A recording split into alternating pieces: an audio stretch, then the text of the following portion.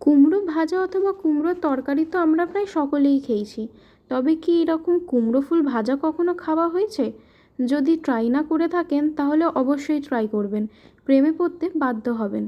আমার মতো কিন্তু অনেকেই আছে যারা কুমড়ো ফুল ভাজা খেতে খুব ভালোবাসেন।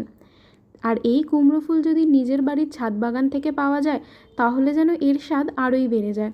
ছাদে উঠে দেখলাম প্রায় কতগুলো কুমড়ো ফুল ফুটে আছে, তাই আর লোভ সামলাতে না পেরে কুমড়ো ফুলগুলো কেটেই নিয়েছি ভাজা করে খাবো বলে। এই গরম গরম কুমড়ো ফুল ভাজার স্বাদ যেন একদম অতুলনীয়। আমার মতো কিন্তু অনেকেই আছে যাদের বাড়িতে কিন্তু এরকম ছোটোখাটো একটা ছাদ বাগান রয়েছে। তাই এই ছাদ বাগানে কিন্তু আমি প্রথমেই একটা কুমড়ো গাছ লাগিয়েছিলাম, যাতে কুমড়ো ফুল ভাজা খেতে পারি যখন ইচ্ছে। তাই কুমড়ো ফুলগুলো যখন ফুটেছে তখন কেটে নিয়ে চলেই এসেছি। দেখতেই পাচ্ছেন এখানে আমি 4টে ফুল কেটে নিয়েছি। প্রথমে ফুলগুলো থেকে এরকমভাবে সবুজ পাপড়িগুলো কেটে বাদ দিয়ে দিতে হবে। তারপর ফুলটাকে ঠিক এমনভাবে খুলে নিতে হবে, আর ভিতরের যে পরাগধানীটা আছে সেটা কেটে বাদ দিয়ে দিতে হবে।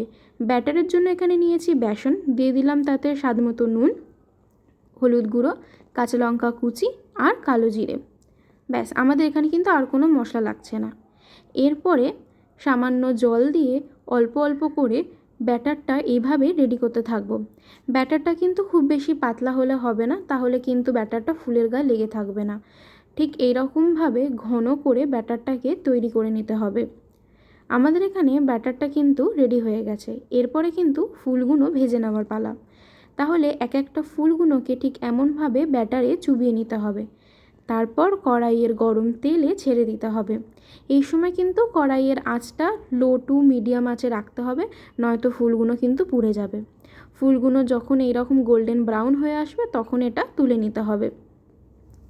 এভাবেই কিন্তু এক এক করে সমস্ত ফুল কিন্তু আমরা ভেজে নেব।